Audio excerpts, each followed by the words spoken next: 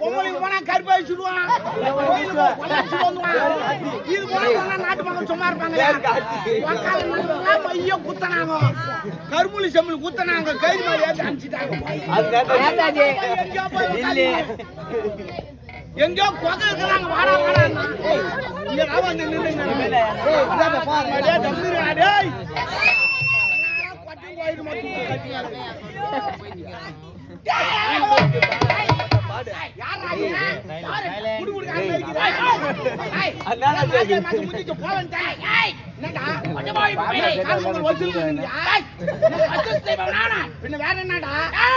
கோயில் தலை கட்டுங்க, கோயில் தலை ஆக்கி சாப்பிடணும்டா, ஊச்சிட்டுலாம் கட்டக்கூடாது.